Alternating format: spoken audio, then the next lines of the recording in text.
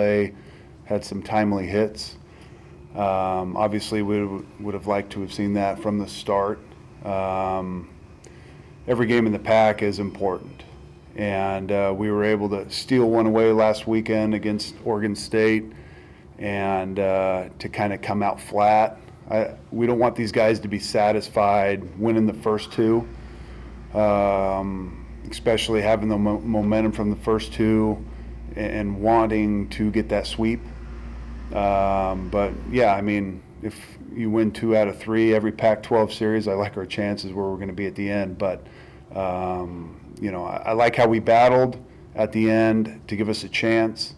But we're hoping that they can, you know, start it from the first pitch of the first inning, especially on Sundays.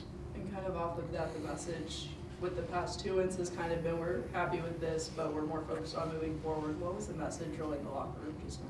Well, just not to be satisfied. I mean, you know, 2-2 on the week is not very good in our opinion. We just have extremely high expectations with our guys. Don't want them to be satisfied. Yeah, winning 2 out of the 3 of the pack is a great weekend, but we know we're going to, you know, there are a lot of good teams left on the schedule, but we got to come out from the first pitch. We just can't be satisfied taking 2. If we would have came out with that same mentality that we had at the end of the game at the beginning and ended up losing, so be it. But we felt we kind of just didn't really turn it on until the later innings. Coach, you guys only had 2 hits in the first 4 innings, but you added 9 more in the later innings. How were you able to get your bats going in the later innings of the game? Well, we think their starter that started for them today probably had the best stuff over the course of the weekend in terms of the starting pitching. Had a really good fastball and located a slider. I think we were hunting too many fastballs early in the count, and we were letting them get away with the slider that was hung 0-0. But, you know, we just continue to battle. We just got to do a better job in-game adjustments in terms of seeing what they're doing and kind of making adjustments a little bit sooner. But yeah, you know, you always want to start out hot right at the beginning. But we knew coming in, this guy probably had the best stuff out of the 3 starters. I think we were just kind of too patient early on, rather than, hey, we're ready to swing from that first pitch. Regardless, obviously, you know, fastball aggressive, but we can't give him a free strike on those get me over off speed pitches. Ryan Campos has seemed to be really improving at the plate lately. What do you think has kind of led to that? At bats.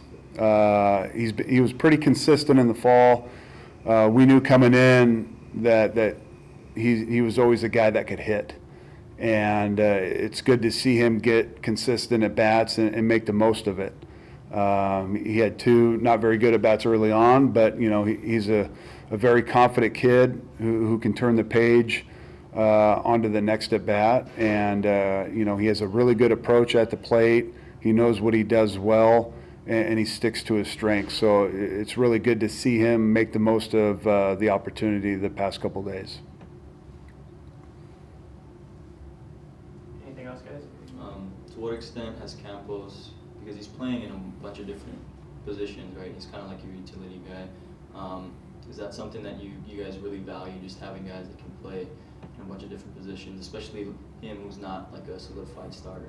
It's huge, right? I mean, everybody knows we don't have as much depth as a lot of other teams in the conference, in the country, things like that. So we definitely utilize guys that can play multiple positions, especially Rogers coming in as a catcher. Now he's an outfielder, and Campos catching, but can play both corners of the outfield, things like that. We need it, just because, especially with Campos, he's starting to swing a pretty hot bat.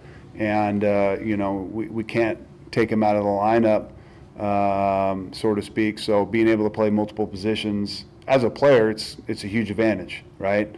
And it's definitely something that we're going to continue to work on with a lot of guys, especially him. Those guys are extremely comfortable in the outfield, which is huge. So, yeah, it's big having guys that can play multiple positions. What do you think you guys need to do going forward to have more of a consistent offense? Well, you know, it's just you know, we have to be aggressive early in the count, swinging at our pitches. We can't give a free strike, but also at times when we are ahead in the count, we are swinging at bad pitches. We're swinging at pitchers' pitches like we did a couple times today. So we have to make the pitchers pay when they're throwing over the white part of the plate, and we have to be a little bit more selective, maybe a selective aggressiveness when we're ahead in the counts. But I think at times we're a little too passive. It's good to see Ethan really starting to hit the ball hard, use all parts of the field. It's huge. So hopefully this is kind of a little shot in the arm to get guys going up and down the lineup and solidifying a little bit in that lower part of the lineup with Campos, putting guys in there that can put the ball in play. As it showed the first two games, when we put the ball in play and we don't really strike out very much, good things happen.